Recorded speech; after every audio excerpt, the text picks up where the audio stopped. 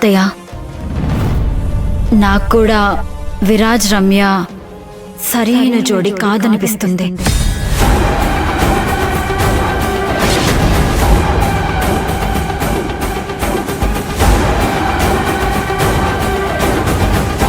ఓహో, ఇదా విషయం.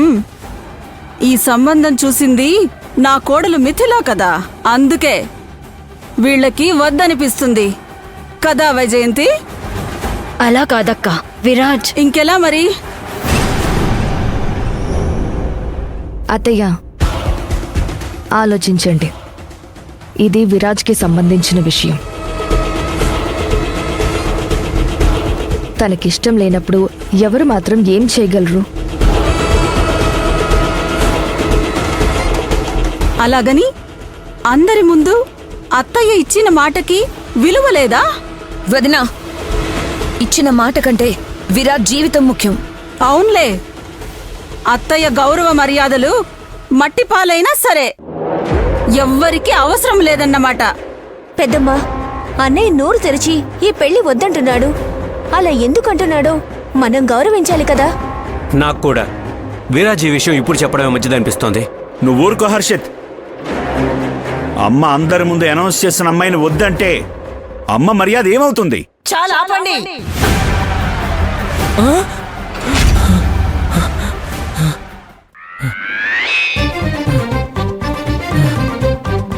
అయ్య బాబోయ్, అరుంధతి మేడం నన్నే తిట్టినట్టు అనిపించింది. ఒక్క క్షణం ఊపిరి ఉందా ఆగిపోయిందా అన్నట్టు డౌట్ వచ్చింది.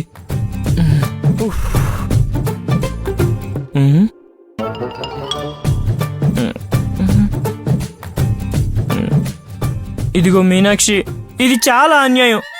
నేను అప్పటి నుంచి నీకో విషయం చెప్పాలని నానా తంటాలు పడుతుంటే నువ్వు ఇలా వినిపించుకోకపోతే ఎలా? మీనాక్షి, మీనాక్షి, ఏంటన్నా నీ గోలా? మీనాక్షి, నువ్వు మరీ ఇంత మంచిగా ఉండకూడదు. పక్కింట్లో వాళ్ళు గొడవ పడితే చుట్టుపక్కల వాళ్ళు ఇంటి ముందు చాపేసుకొని మరీ ముచ్చట్లు పెడతారు. అలాంటిది మనం పనిచేసే ఇంట్లో ఇంత గొడవ జరుగుతున్నా కూడా నువ్వు పట్టించుకోకపోతే ఎలా? నాకు ఇంట్రెస్ట్ లేదని చెప్పాను కదన్నా. నీకు ఆసక్తి లేదు, ఒప్పుకుంటాను. కానీ ఈ విషయం నీకు చెప్పకపోతే నా కడుపులో దేవేస్తుంది. నేను తట్టుకోలేకపోతున్నాను. ఇదిగో అప్పుడే నా కడుపులో గుడగుడా అంటుంది. ఎన్ని విషయాలను దాచుకుంటుంది. సరే అన్నా, నువ్వేం చెప్పాలా? విరాజ్ అన్నకి రమ్య మేడం అంటే ఇష్టం లేదంట. విరాజ్ అన్నకి అసలు ఇప్పుడు పెళ్లి చేసుకోవడమే ఇష్టం లేదంట. అదే విషయం మీద ఇంట్లో పంచాయతీ పెట్టి గొడవ చేస్తున్నారు.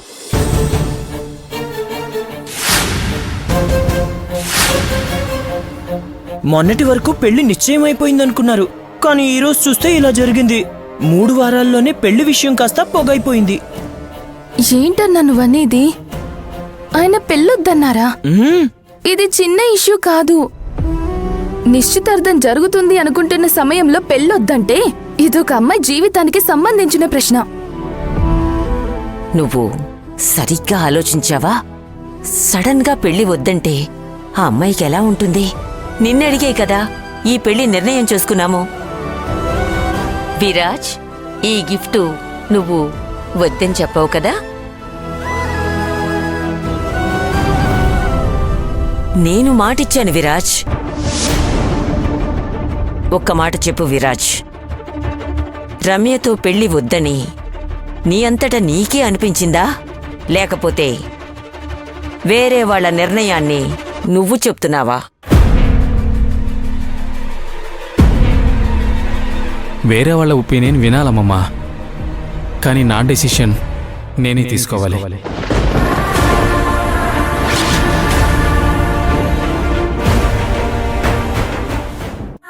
ఇది మీరు నేర్పిన గుణపాఠం. ఇది నా నిర్ణయం అమ్మమ్మా. చూడు విరాజ్, ఒక అమ్మాయితో నిశ్చయమైన పెళ్లి జరగలేదంటే అబ్బాయి జీవితం ఏమీ మారదు. కానీ ఆ అమ్మాయి జీవితానికి అదొక మచ్చలా ఉంటుంది. అది కూడా నేను మాటిచ్చిన సంబంధం. అమ్మమ్మా, ఇప్పుడు మీరు మాటిచ్చారనో, లేదా రమ్య బాధపడుతుందనో, లేక ఇంట్లో వాళ్ళందరూ సంతోషంగా ఉంటారనో ఈ పెళ్లికి నేను ఒప్పుకోవచ్చు. కానీ దీనివల్ల ఏం జరుగుతుందో తెలుసా అమ్మమ్మా?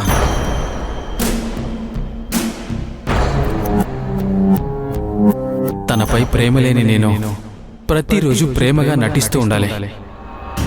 ఆ నాటకం ఎన్ని రోజులు సాగుతుంది? జీవితాంతం కలుస్తున్నప్పుడు ఒక్క క్షణమైనా నా ప్రేమ నాటకమని అర్థం కాదా?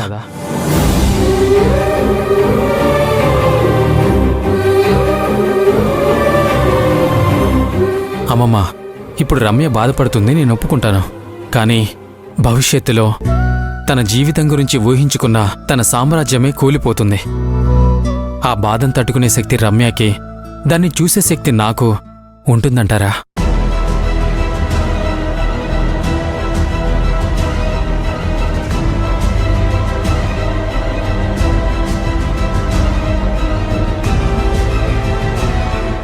సారీ విరాజ్, కానీ నీకు వేరే ఆప్షన్ లేదు.